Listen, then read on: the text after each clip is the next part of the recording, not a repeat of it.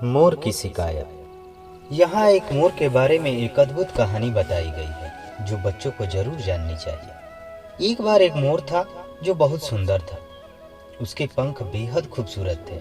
एक दिन खूब झमझम बारिश हुई और मोर नाचने लगा।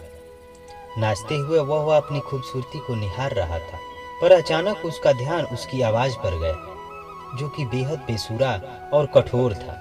इस बात का एहसास होते ही वह बेहद उदास हो गया और उसकी आंखों में आंसू आ गए। तभी अचानक उसे एक कोयल गाती हुई सुनाई दी।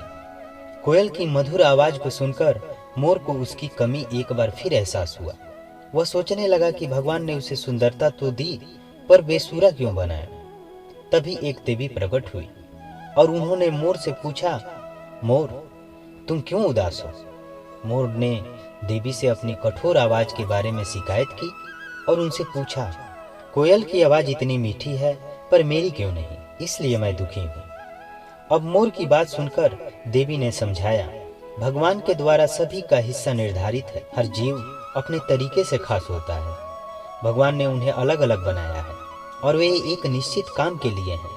उन्होंने मोर को सुंदरता दी, शेर को ताकत और कोयल को मीठी आवाज।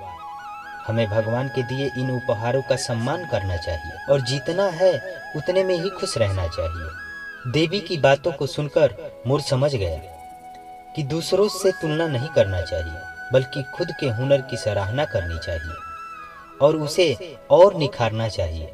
मोर उस दिन समझा कि हर व्यक्ति किसी न किसी तरह से यूनिक होता है। तो बच्चों, कहानी से हमें ये सीख मिली है, खुद को स्वीकार करना ही खुशी का पहला कदम है। जो कुछ भी आपके पास नहीं है उसके लिए दुखी होने के बजाय आपके पास जो है उसे स्वीकार करें और उसी में खुश रहें।